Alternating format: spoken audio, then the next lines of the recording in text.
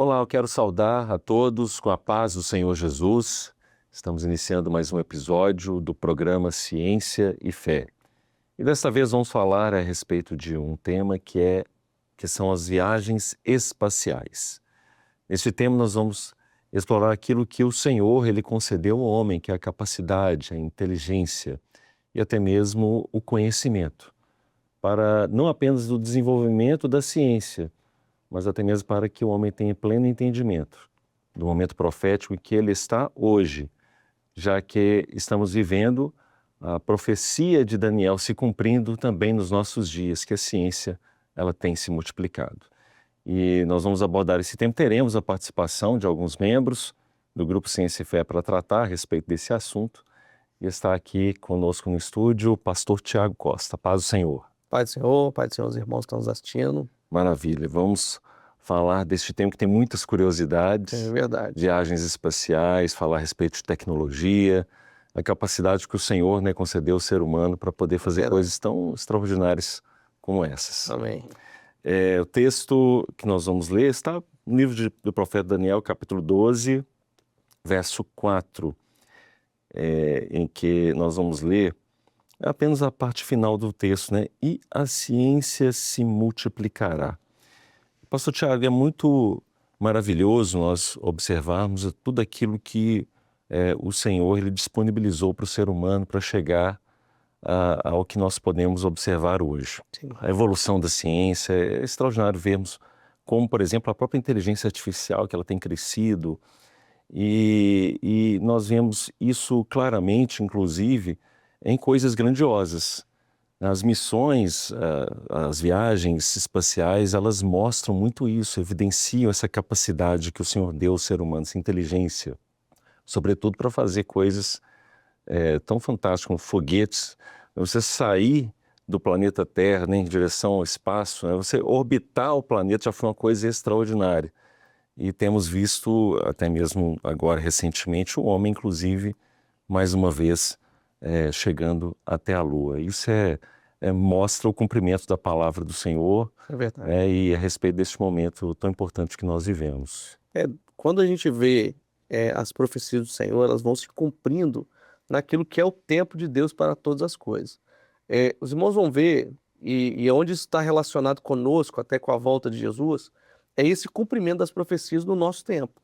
Um exemplo, quando deu 1948, nós vamos ter a recriação do Estado de Israel, que é um relógio espiritual para nós, para esses cumprimentos da profecia. A partir dali, a partir desse momento ali, 1945, 48, nós vamos ver em muitos aspectos, a multiplicação da ciência em quase todas as disciplinas, na medicina, Sim. na matemática, na engenharia, na física, na química, na biologia. Nós pegamos todos esses momentos, vamos ver um momento que a ciência realmente ela se tornou uma exponencial, ou seja, ela foi se multiplicando ao longo do tempo. E as viagens espaciais, elas são um retrato disso. Porque nós temos, por exemplo, até um slide aqui para nós mostrarmos, como que nós temos que desenvolver muitas questões para que haja uma viagem espacial. Quando começa ali a corrida espacial, depois da Segunda Guerra Mundial, começou uma corrida espacial entre Rússia e Estados Unidos, Sim. e ali começa o desenvolvimento de muitos aspectos científicos.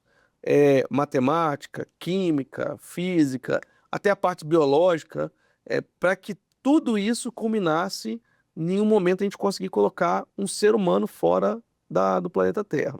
Então, dentro desse cumprimento da profecia, nós vamos ver esses aspectos que precisam evoluir. Então, quando começa essa corrida espacial, começa ali muitos aspectos da ciência se desenvolver juntos. Sim. Porque precisava desenvolver a física. Apesar da gente ter já a física estabelecida por Isaac Newton, a questão da relatividade estabelecida por Einstein já nessa época, agora a gente começa a colocar em prática Isso. A aplicação delas. essa prática, essa aplicação dessa prática. Então, precisava desenvolver isso. Precisava desenvolver concomitantemente a parte matemática, porque eu precisava de ter uma maneira de colocar a pessoa em órbita e trazer de volta essa pessoa. Então, isso também era um aspecto que precisava ser Sim. estabelecido. Concomitante com isso, tem o combustível dos foguetes, que é uma parte mais química, é físico-química. Então precisava desenvolver também isso, porque eu tinha uma quantidade de energia para tirar o foguete de fora da nossa atmosfera e chegar fora da Terra. Então isso foi desenvolvendo ali par e passo, né? Todas elas foram desenvolvendo junto. E entra um componente assim externo que é a parte biológica. Tanto que foi preciso primeiro enviar animais para fora da Terra para ver qual era o comportamento, o que ia dar, que é essa parte biológica. E junto com isso estava sendo desenvolvida também a parte computacional. Nós vamos lembrar que nessa época os computadores eram humanos, as pessoas calculavam manualmente, fazer esses cálculos. Paralelo a isso estava sendo desenvolvida a parte computacional, que é o IBM depois. Isso tudo vai se juntar em um momento para você conseguir colocar um foguete desse fora de órbita. E além disso, até o próprio desenvolvimento do ser humano, né, pastor Tiago, no sentido da própria psicologia, Sim, né, até o aspecto emocional de saber lidar com pressões, com situações difíceis que podem surgir numa missão tão complexa e importante como essa, né? essa parte psicológica então é fundamental, que você imagina, você vai colocar eram selecionados pilotos, né? Às vezes pilotos da aeronáutica americana, fala do lado americano que a gente tem mais acesso à informação, mas isso também acontecia do lado russo, Sim. com os cosmonautas, né? Na Rússia se chamavam de cosmonautas e no lado ocidental a gente chamava de astronautas. E aí, esses cosmonautas geralmente eram pilotos de avião, né? Estavam ligados às Forças Armadas ali de alguma maneira. E imagina o psicológico dessa pessoa, queria entrar no foguete sem saber realmente se ia dar certo ou não. Os escudos térmicos estavam sendo desenvolvidos para depois da reentrada, a gente não sabia se ia funcionar. Então, todos esses aspectos estavam sendo desenvolvidos tudo junto ali, naquele momento onde a ciência estava se multiplicando. Foram os primeiros, né? Década de 60, Isso. aproximadamente. Né? Quando a gente tem ali o primeiro astronauta, que é Yuri Gagarin, né, que vai ser colocado russo. Depois, nós vamos ter do lado americano também, vão ter os primeiros astronautas chegarem. E ali vai se cumprir a profecia do Senhor, que é a ciência se multiplicando, né? Mas também isso não vai parar nisso. Nós vamos ver aqui ao longo do episódio que isso vai tomar uma escalada de multiplicação de conhecimento para que a gente tenha hoje as viagens que nós temos hoje, que foi o caso da Artemis agora, a última. Então isso vai tomar uma escalada para que isso chegue nos dias de hoje como uma exploração espacial muito mais efetiva, muito mais segura, né? Perfeito, perfeito.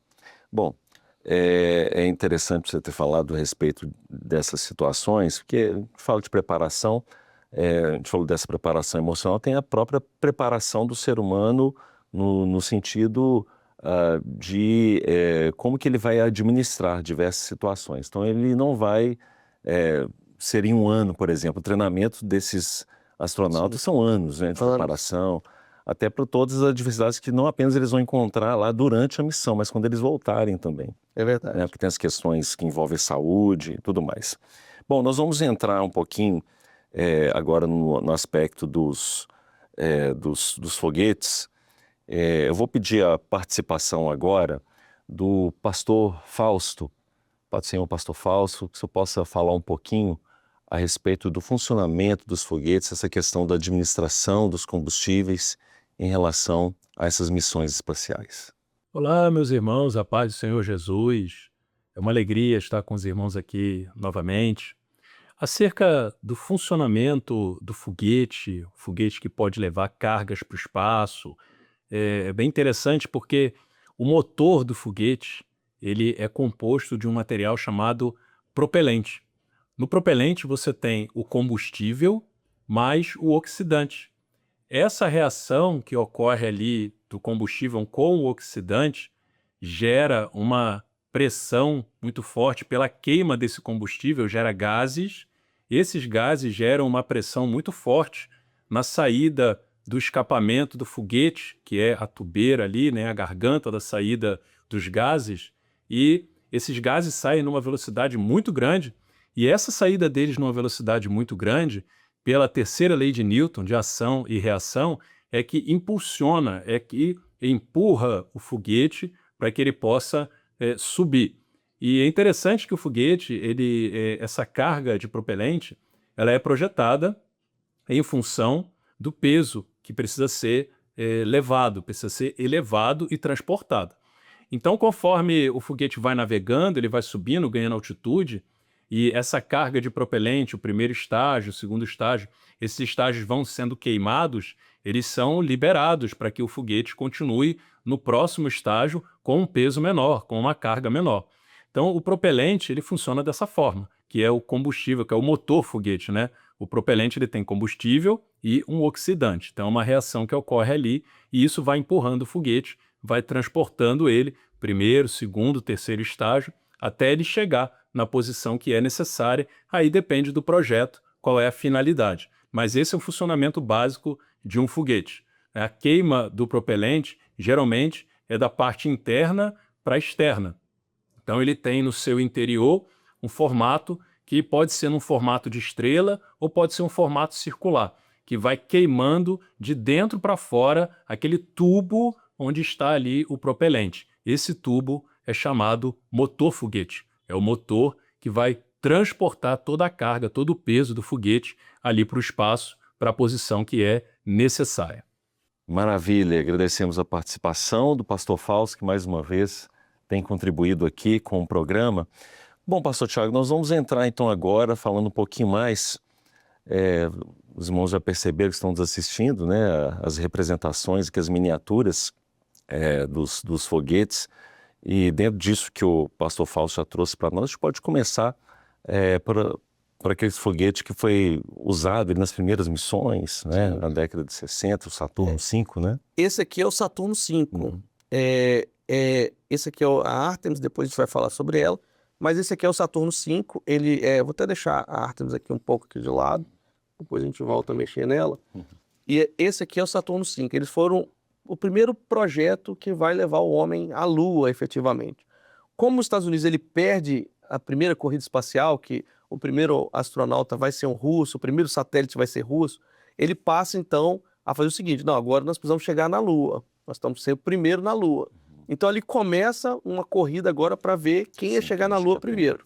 E esse aqui foi o projeto Saturno V, né, com a Apollo, que vai levar o homem para a Lua. Aí a Apollo 8 vai fazer a primeira volta, e depois a Apollo vai pousar na Lua, né? Já tem um módulo lunar com Neil Armstrong, toda aquela turma lá que vai pousar efetivamente na Lua. Mas esse aqui é o foguete. Só para os irmãos terem uma ideia, ali nós temos uma foto onde mostra uma pessoa perto desse foguete. E aqui nós temos também uma relação, porque esse aqui, ó, não sei se os irmãos vão conseguir ver, A miniatura aqui ó, é um astronauta em escala com a nave. Então, certo. repara, os irmãos, a quantidade de combustível disso aqui para colocar um foguete fora escapar da gravidade da Terra, né?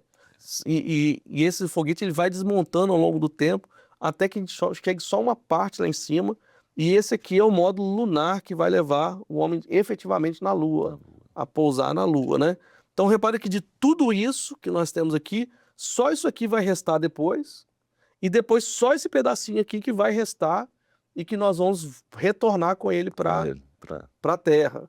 Então repare o quanto de combustível, tudo isso aqui, ó, até chegar lá em cima é combustível. Aqui tem uma primeira parte, um primeiro estágio, um segundo estágio, ele está até representado aqui no slide, ó. Tá do lado de cá, ó. Tem o primeiro estágio, ele vai sendo separado, depois a gente vai mostrar nessa miniatura aqui como que esses estágios se separam. Ele vai se separando, isso vai se perdendo no espaço, até que chega só esse pedacinho aqui, onde vai levar o homem para pousar na Lua, entendeu?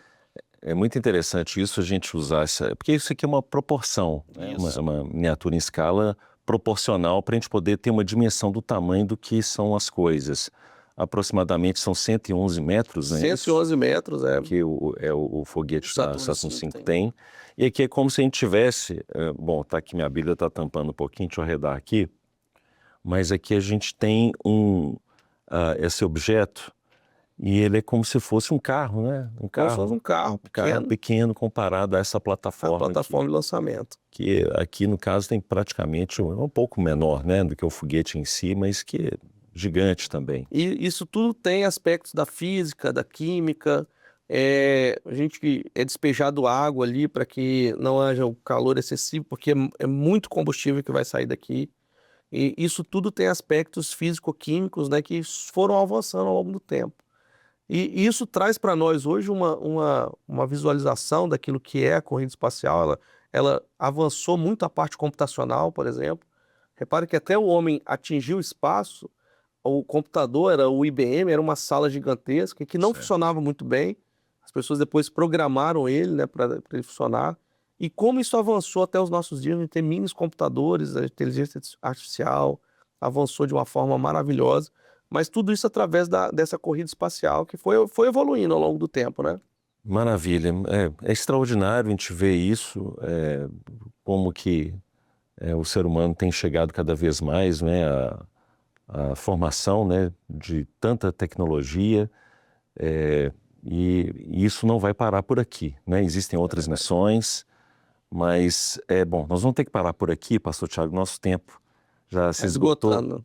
E eu vou pedir agora, mais uma vez, a participação do pastor Fausto para fazer as considerações finais deste nosso primeiro episódio sobre as viagens espaciais. Amém.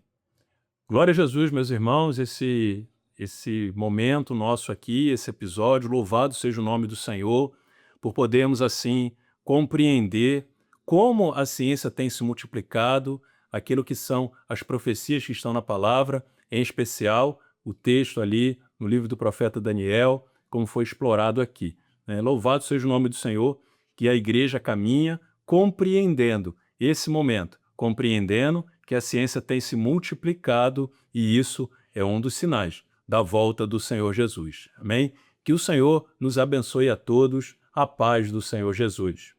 Maravilha, amém. Pastor Tiago, olha, nós chegamos ao final de mais um episódio e bem interessante, acho que tem bastante coisa ainda para a gente poder explorar a respeito desse assunto. Aí, no próximo episódio, então, o pastor Tiago vai falar mais a respeito desse assunto. Paz do Senhor, pastor Tiago. Pai do Senhor, Pai dos seus irmãos. Você que nos acompanhou em mais um episódio do programa Ciência e Fé, você pode acessar a playlist no canal oficial da Igreja Cristã Maranata no YouTube do programa Ciência e Fé e lá assistir a outros programas também que falamos a respeito de diversos assuntos. Sempre há, toda semana, um episódio inédito de um assunto sobre ciência e fé. A todos que nos acompanharam, mais uma vez, a paz do Senhor Jesus.